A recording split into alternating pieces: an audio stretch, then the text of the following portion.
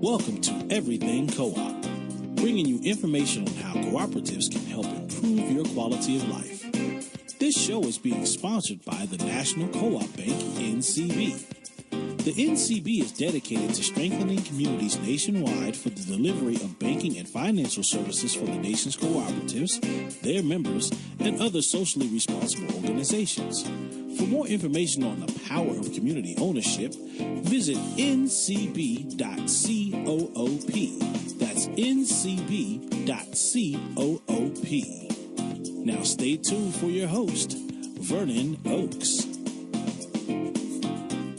Good morning, everybody. This is Vernon Oakes. You know, it's a great Thursday morning to talk about cooperatives working together to get things done. And we have Miss Diane Gassaway on the line this morning to tell us how to do that. But you know, this year is the 100th year that NCBA, National Cooperative Business Association, has been in existence, and they're celebrating 100 years. And we're working with them. And this month, because it's Women's History Month, we're celebrating and talking about how cooperatives have helped women in their flight in the U.S. and around the world. Diane, good morning. How are you doing? Hi, good. Thank you. Great. So just to getting started, how did you get involved in co-ops, and how have you seen where co-ops have helped women? Well, I have to admit I am an accidental cooperator. Accidental? I fell into it because of family connections, and interestingly enough, I came out of a corporate banking world, and I'm a total convert. I never want to go back there again, and it makes a good story for when I'm speaking to new groups of people looking at cooperatives. And you know, what's the dark side and what's the light side, if you will. Mm-hmm. So where I've worked with co-ops and women have been in a number of different sectors. It's helped them in getting access to childcare. It's helped them in creating their own job career path through home care worker cooperatives. It helped them get their family's goods and services to market. And one woman that we worked with, her family had been engaged in apples for decades. And they realized that they needed to start diversifying, and so she was the driver behind that, got involved with the co-op, and now they're selling all kinds of fruits and vegetables. So they're not just a monoculture agriculture farm now. So those are just some brief examples. So let's go all the way back to this accidental cooperator. Yeah. I like the way that sounds because it almost fits me. But you said your family was involved, and therefore you got involved. So what can you tell that story a little bit more? Well, it's kind of a sad story, actually. Okay. I grew up in southeastern Washington in a small town near Walla Walla, 2,500 people. It's at the edge of the Palouse, which is well known for their wheat and barley crops. And most of the folks out there are really big farmers. My grandparents had homesteaded out there, and they grew wheat, and even though I was what we call a townie, we didn't live on the farm, we lived in town, we were surrounded by co-ops. The community was served by a rural electric co-op. People took their grain to the grain growers, and they're a co-op, and they picked up their farm supply from the Farm Bureau, another co-op. Probably CHS was involved back then, although I didn't know about them.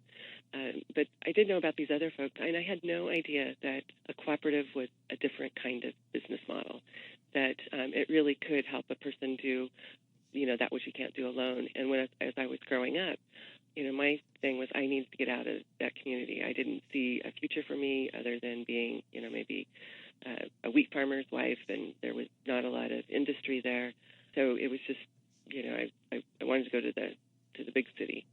But you were already in the city. Well, I am now, but I wasn't then. 2,500 people, that was not a city to me.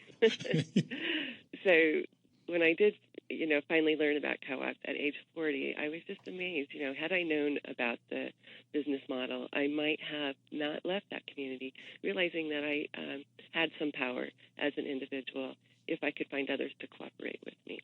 So how I found out about it is that my stepfather was a general manager and of an electric co-op.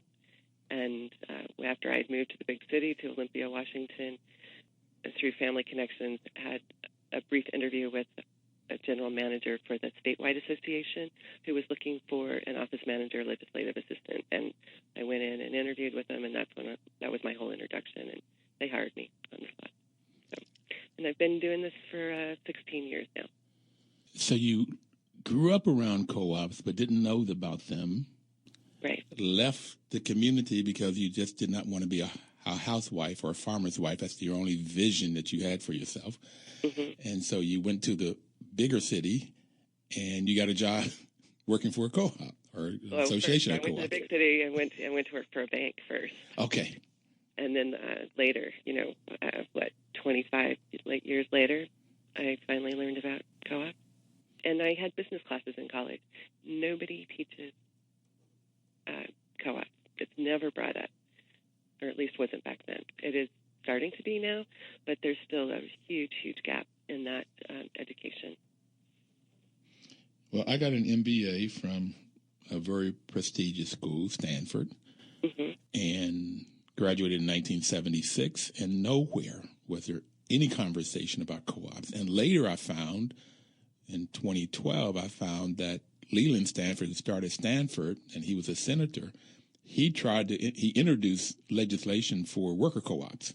Somewhere he got the vision, the light, because he was a capitalist, he was a railroad baron, but he introduced legislation for worker co-ops, and he started a school. And it all happened, it seemed like he got the light when his son passed away, his only child, which is sad, but it helped him to get the light that education is important, and workers owning their own businesses is extremely important.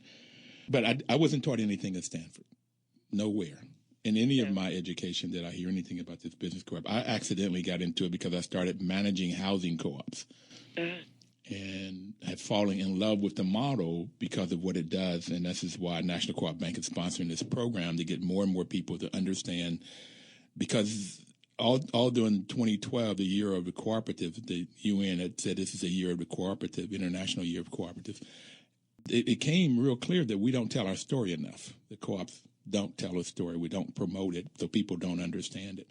Nobody else will tell the story. Matter of fact, when you talk about the capitalistic folks, those that like capitalism, they're not going to tell the story. It doesn't benefit them to the story to be told. So I'm an accidental, and I'm afraid that too. I'm an accidental cooperator too. I must have been 45 or so when I found it. Yeah, so I'd say we're probably in the same age category there. I was going to mention that when I started with the Northwest Cooperative Development Center, and we're not a cooperative, by the way.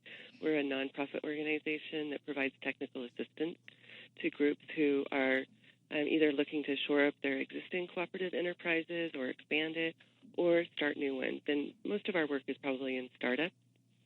But when I first started this work, there were just a handful of people, and NWCDC was just about the only game in town who was really just focused on doing cooperative business development.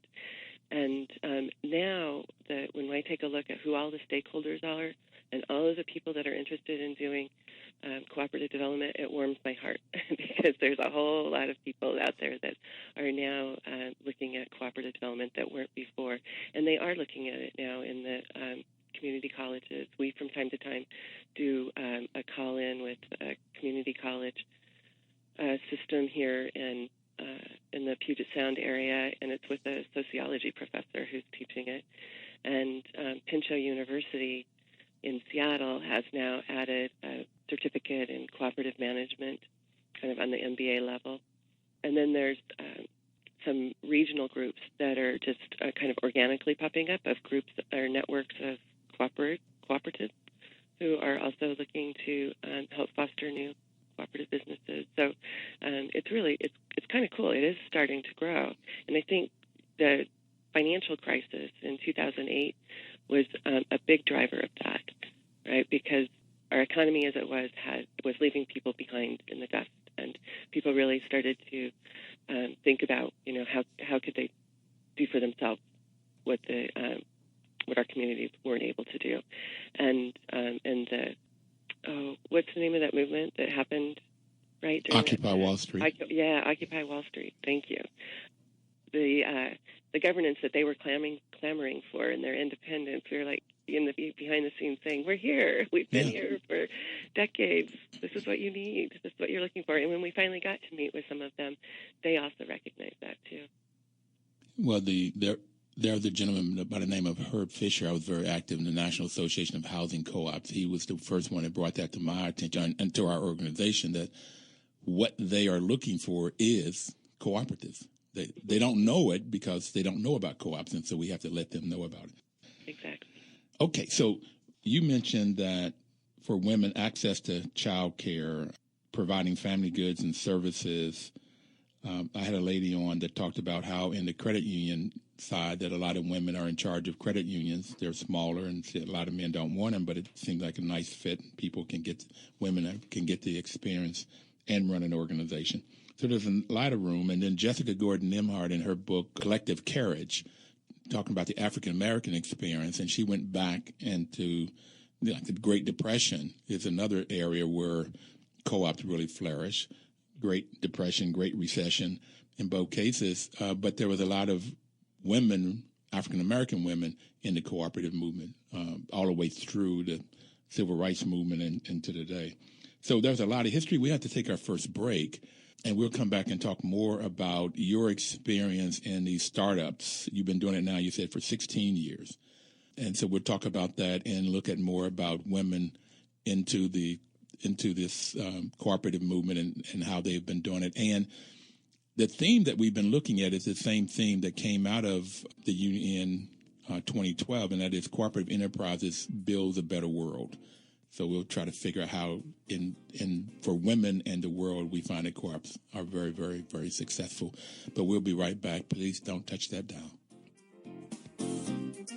1450 WOL.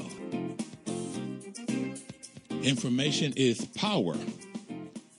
That's the motto of WOL, and that's why NCB is sponsoring this program. NCB's mission is to help cooperatives grow by supporting and being an advocate for America's cooperatives and their members, placing special emphasis on serving the needs of communities that are economically challenged.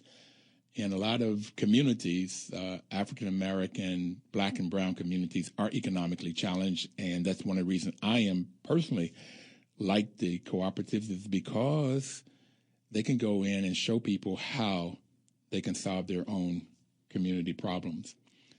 And Diane, from Washington State, you said you've seen these startups and you've seen how the co-ops have helped women. How have they helped communities? Well, I think just by their nature, cooperatives help communities. And I guess one of the things that I talk about when I'm first meeting with groups is, finding out what the need is that they're solving for. And this is regardless of they're women or men. And is it really a critical need that they're trying to solve for?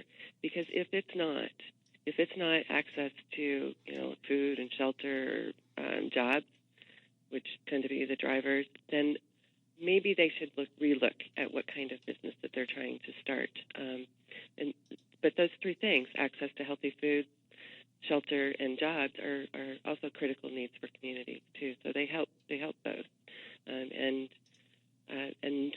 Besides the fact that when you are creating local businesses and you're doing business with other local businesses, and you're paying local people, you're keeping that money local, and you're creating that education system that's local as well. So if somebody wanted to get a hold of you, what's your web page? We have a pretty simple web page. It's NWCDC, and I like to say N is in Nancy, W, C is in cat, D is in dog, C is in cat, .coop, or COOP. You sound like what you just said a few minutes ago. You sound like Papa Sin. He was one of the first people that was on a show 2.5 years ago. He's from Senegal, and he said co-ops they help solve community problems. And then he said, if there's not a community problem, there's no need for a co-op. Yeah. Okay. And so it sounds like what you're telling people when they come out, really look at why you're doing this and see if there's a really, really need. And if not, you may want to look at something else.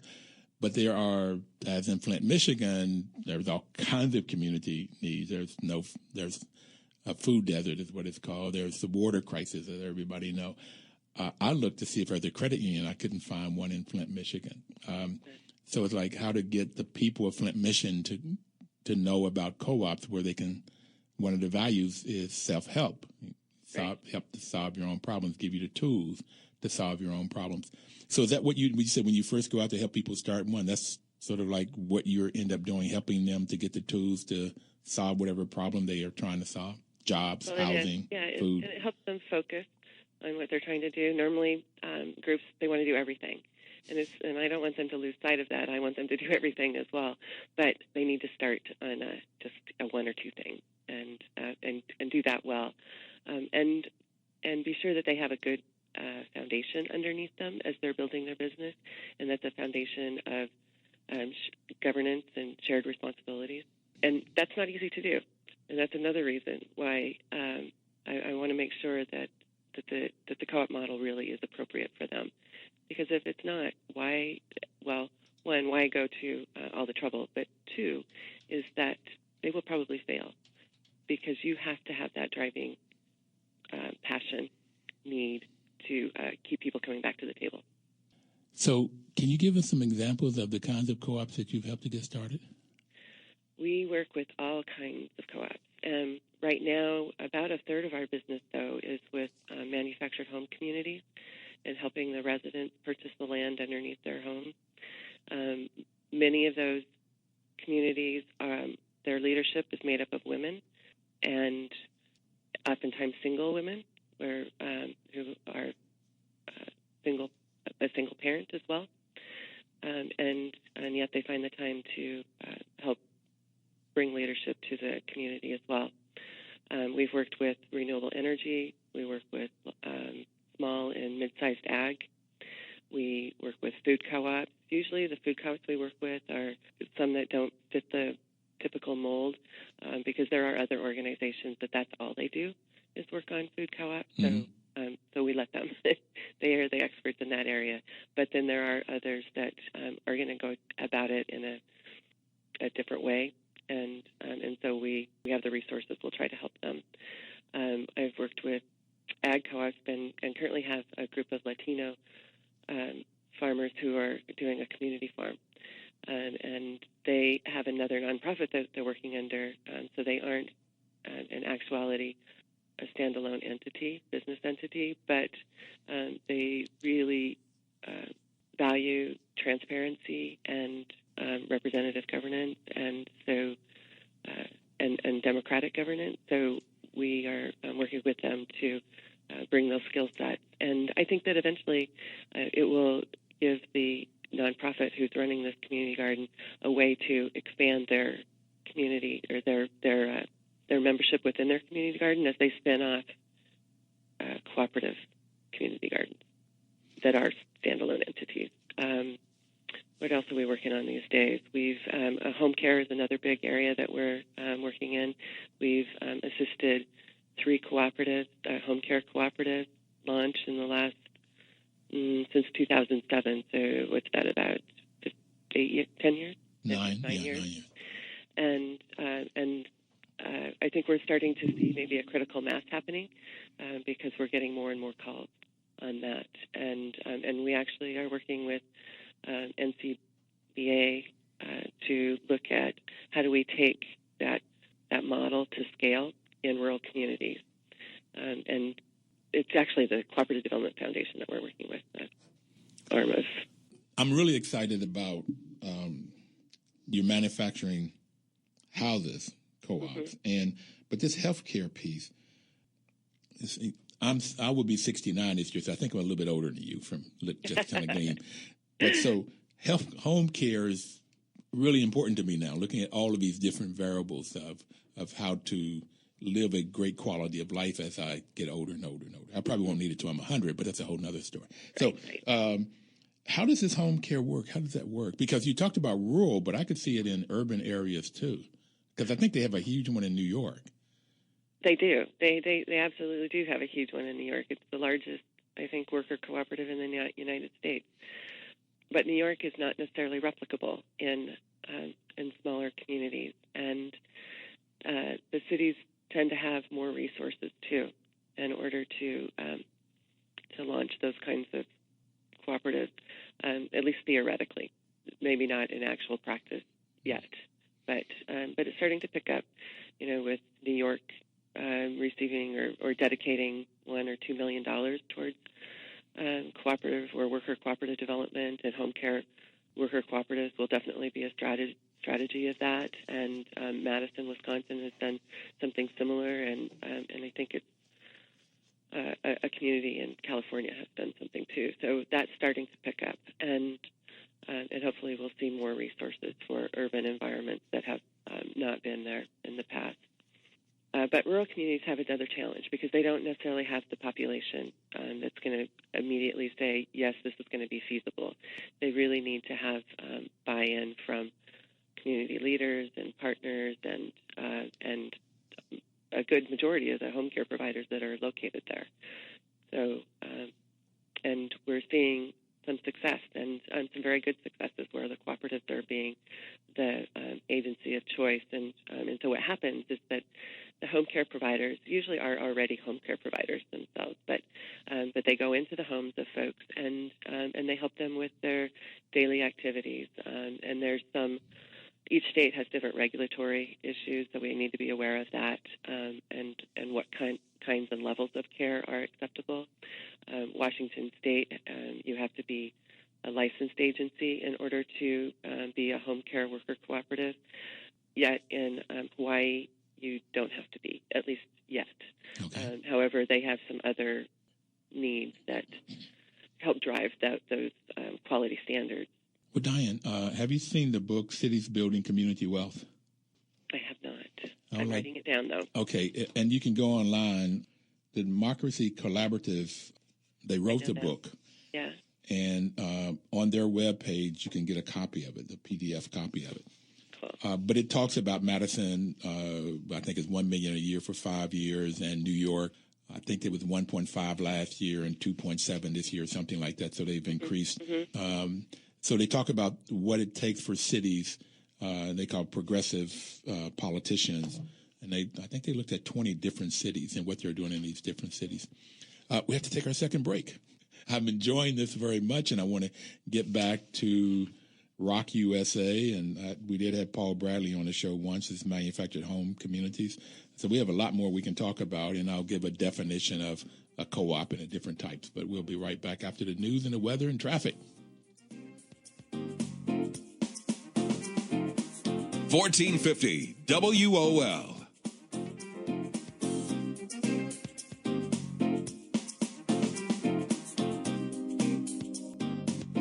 Welcome back, everybody. This is Vernon Oakes talking to you about cooperatives, everything about cooperatives. And, a cooperative can be any business you can think of. Any business that you can think of could be a cooperative. And if the business is owned and controlled by the employees, it's called a worker cooperative.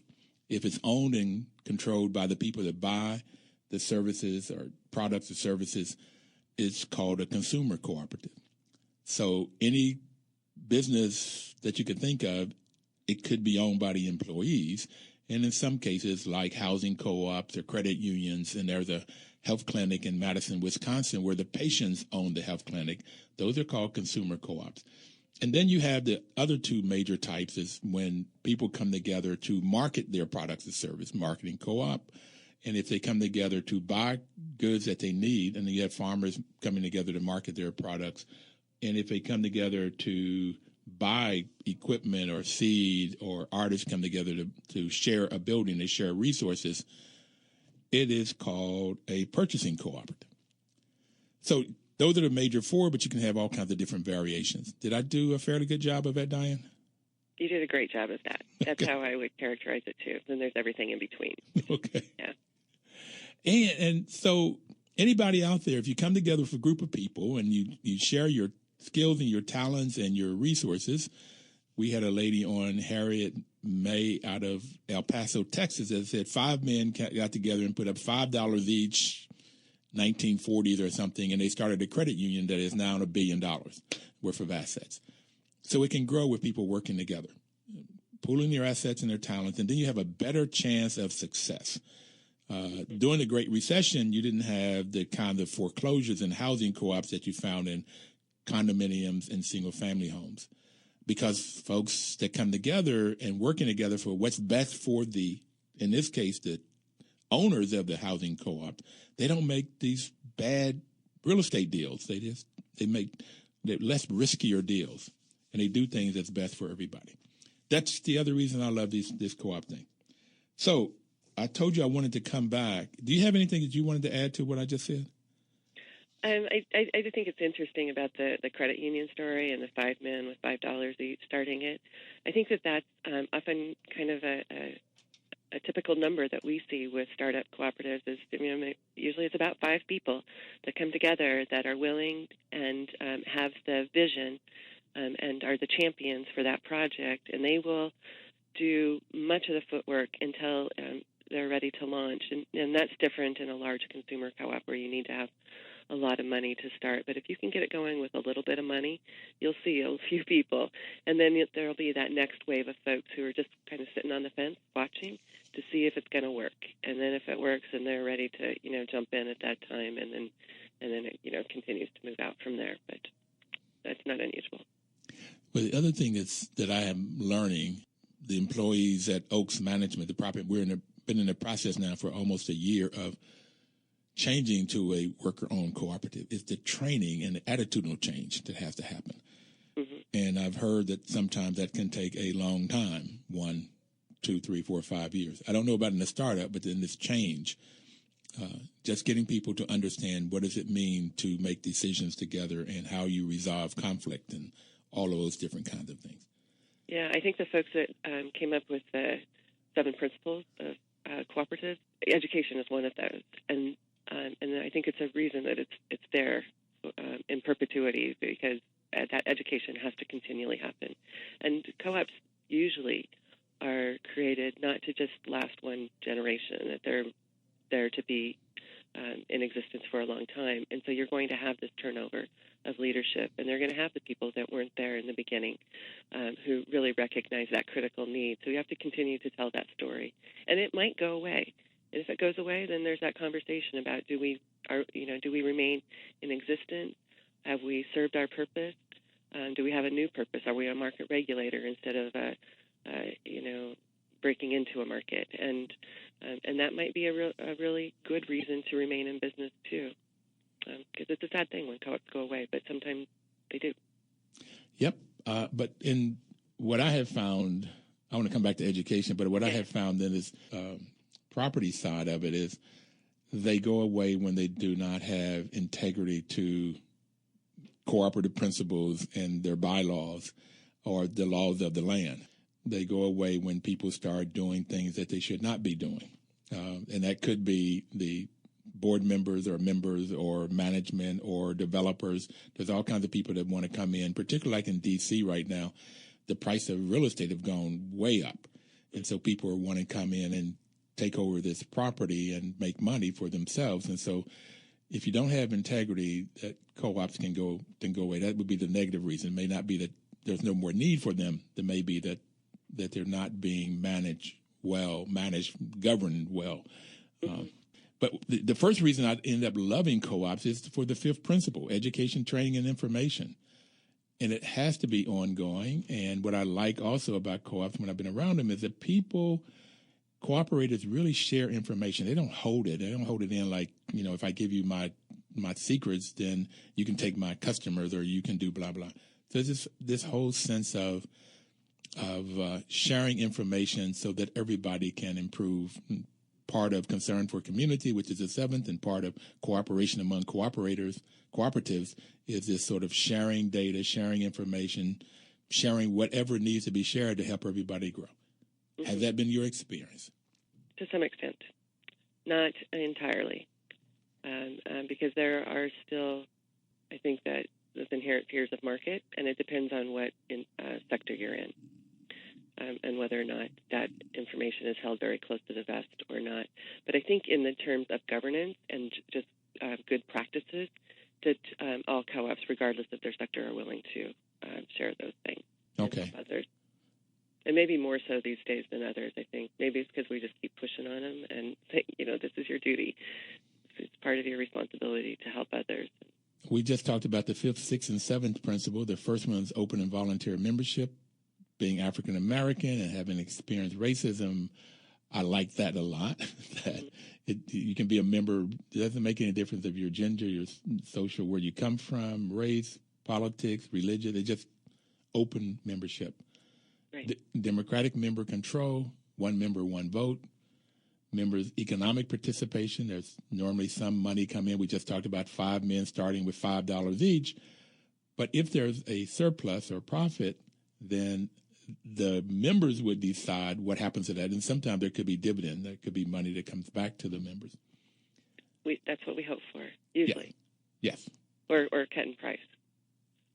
Well, it could show up in all kinds of ways. You could, in a food co-op, they could get, script or coupons to come buy food, or they could get cash, or they could get lower prices, or they save the money for growth into the business. But the members is what I like. The members decide that. And then the last one is autonomy and independence. I said they've got to own it and control it. Not the government, not the people that loan them money, but the members have to make the decisions and create the policies. Right. You were going to say something? Nope. I'm just agreeing with you. Okay. Sorry. So going back to this manufactured housing communities, when you said there were single women, what's the economics, the social economics? Are they wealthy, middle class, relatively poor, working poor? What's the economics of the folks that you've been working with? Well, our experience has been that they are primarily poor. Primarily poor? Yeah. Okay. And we have, so currently in our portfolios of communities that we service for Rock USA, we have 9 communities. We started doing this work in 2008, and it took us a long time to break into the business, because here in Washington State, the real estate listings that go out are usually communities that have been on the market for a long time, and there's a reason they've been on the market for a long time. It's because usually it's because they're overpriced. And nobody's going to pay that amount. And so the deals that are doable are what they call these pocket deals. And so they tend to be things that aren't public, that happen just between brokers. And so we've worked very hard at proving ourselves to be a real player in the market, and that they will get a good deal with us, and that they can actually do good for a community, too, if they sold it to their residents. So in 2012, we had our second community that we helped a group purchase, and then it followed in 2013 with a second one, and in 2014 we did 3 more, and then so it's just been starting to snowball. So now we have 9 communities. Of those 9 communities, 3 of them are primarily Latino-owned immigrants, and are working in ag-based community or industries, which takes them out of their home from very early in the morning until late at night, and yet they still step in to help with the governance of their communities. So they're working extremely hard to make this happen, and it's both genders. The women tend to not be in the field as long, and so they, if we can help them, arrange for childcare, or arrange for childcare between one another, have maybe a little bit larger window in order to participate in that leadership piece. But then getting past the cultural aspects of that, too, have been somewhat of a challenge, too. But we're seeing it happen. And slowly but surely, women are starting to, make decisions on their own. Make decisions on their own? Yeah. Okay. Just because of the Latino culture, it tends to be... male-dominant. Yeah, male-dominant, machismo. Mm-hmm. Well, the reason I wanted to go back to it is because it's a bit of what I have found in housing communities, particular limited equity co-ops. They're normally poor people are the members, and they can operate so efficiently. You don't need a college degree, and in most cases, in limited equity co-ops, you don't have college degree people. You at best a high school degree. and relatively poor. I mean, working poor at best. And they can learn how to run a business and hold each other accountable. It's amazing to see people bloom in those roles and come into their own. Some of your words are not coming across so clear, so I want to repeat. People bloom. Okay, I hear that. It's amazing to watch people grow into leadership and bloom. Matter of fact, when Paul Bradley was on the show from Rock USA, he talked about a lady, I don't think it was in Wisconsin, in Washington State, it might have been Wisconsin, but how when she first came, knew nothing and said she wanted to learn and was very shy. But now to see her at a mic in total control and understanding the numbers and, carrying the meeting because she's the president of their community, it's amazing to watch people bloom. You're right. We're getting ready to go on our third break and final break. The hour's almost over. I'm really enjoying this, Diane. The values of cooperatives are based on the values of self-help. We talked about that. Self-responsibility, democracy, equality, equity, and solidarity. But in the tradition of the founders of cooperative members believe in the ethical values of honesty, openness, social responsibility, and caring for others, caring for each other. And so that's, again, why I like these old-timey values that really work when people put it into place. And I want to come back and ask you to talk about how you measure these. When I went on your webpage, I was very impressed with the measurement tools that you are working with. So we're taking our final break, and then we will be right back and get as much in as we can, Diane. Okay, thank you.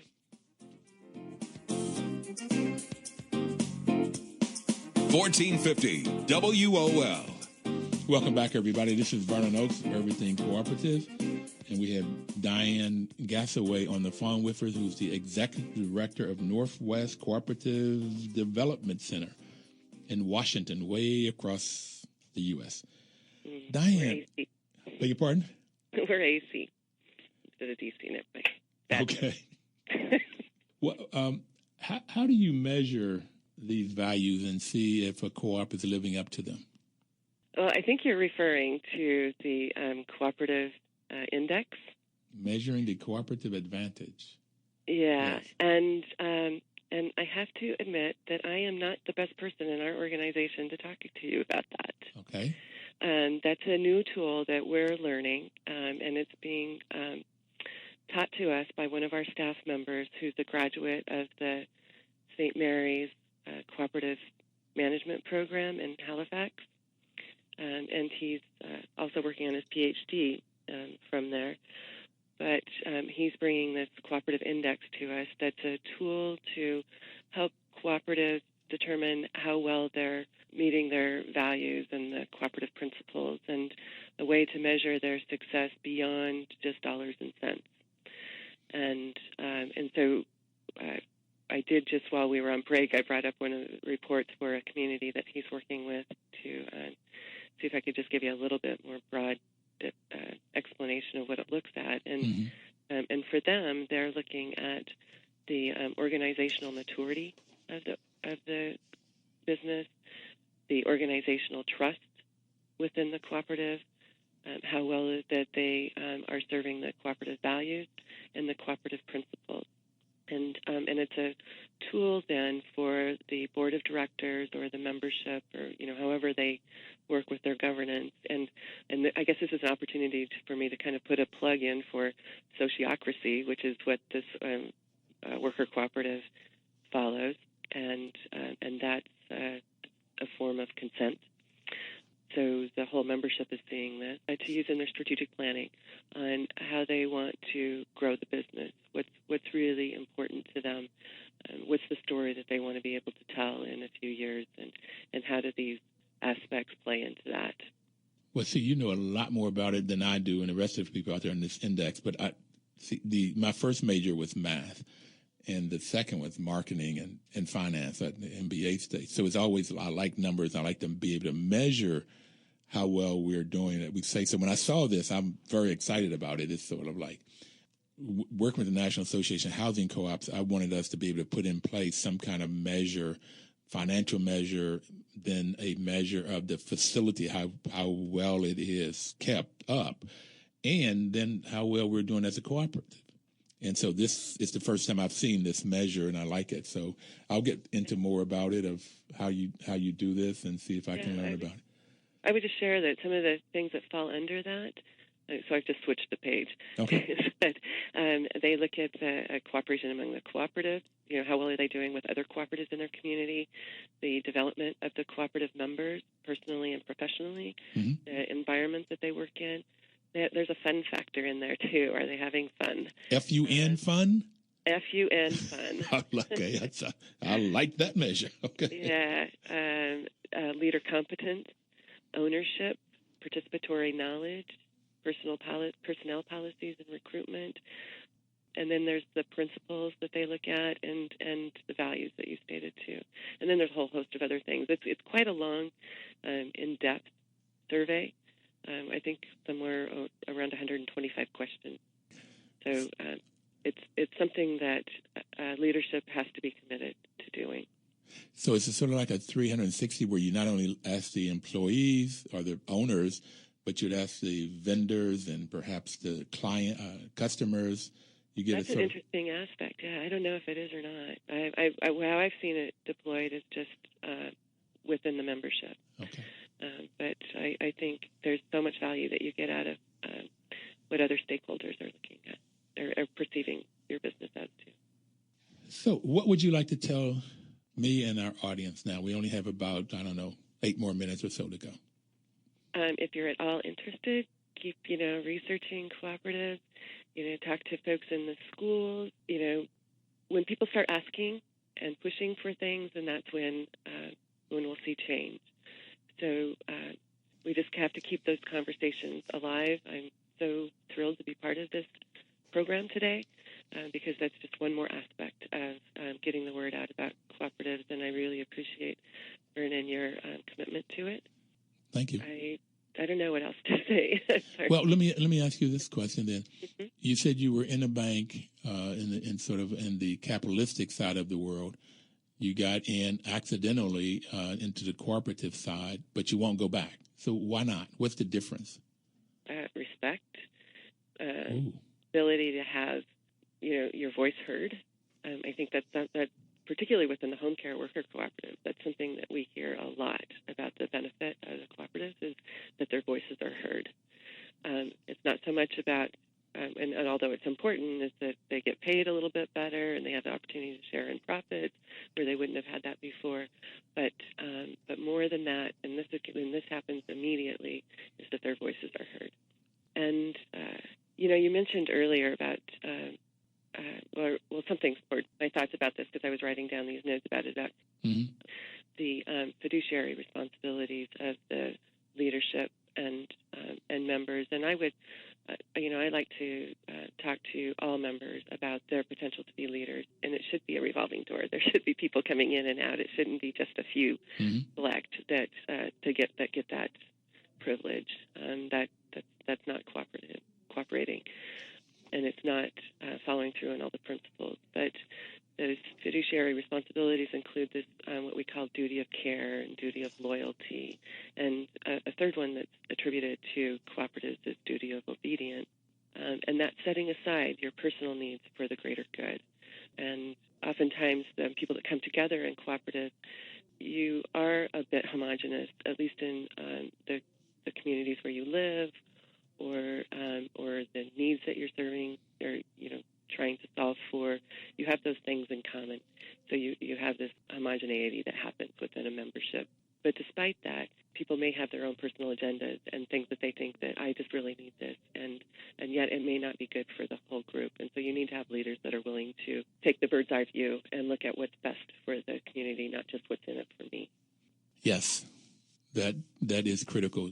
And that's what I've liked, is when I see decisions made that are made for everybody in the boat, not just for a few, and how good it feels. Now, which gets me to a question I want to make sure I get before we get off air is, do you like what you're doing? Can't you tell? Yeah, but I want to.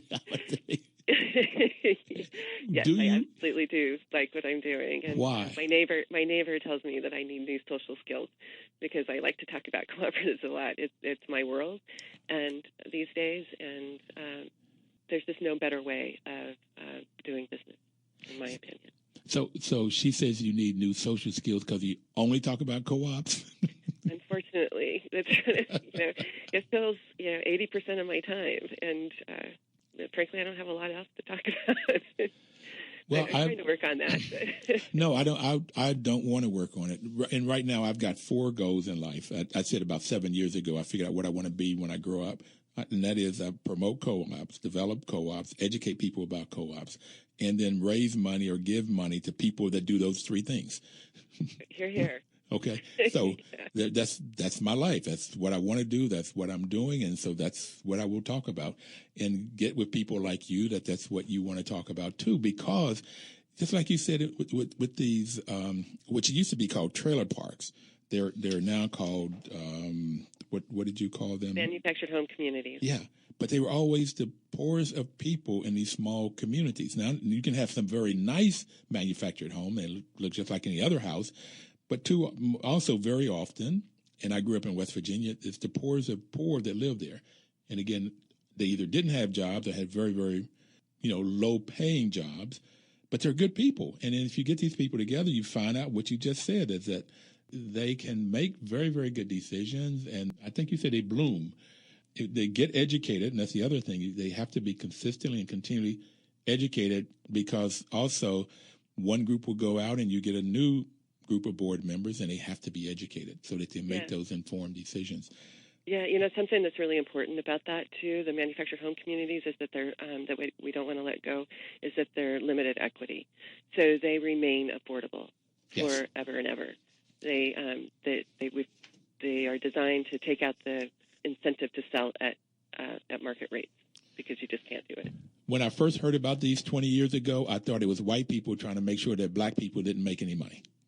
Oh, no. And I didn't like them. Now, when I know more and wiser about it, if you take I would call it a trailer park for black.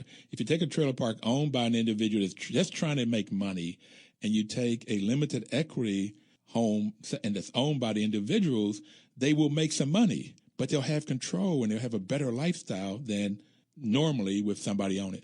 And so I love limited equity co-ops now. Yeah, they still own their homes, and those still appreciate. As a matter of fact, they tend to appreciate faster in cooperative communities, because the communities are being taken care of. They're not being held by landowners who are not taking care of the infrastructure, taking care of the sewer and the water, and et cetera, and letting the roads go to hell. We've got to go. What do you want to say? Cooperate? Learn more about cooperatives? Yeah. Let's go. Go and cooperate. Thank you so very much, Diane. I look forward to meeting you. Likewise. All right. Have a great day.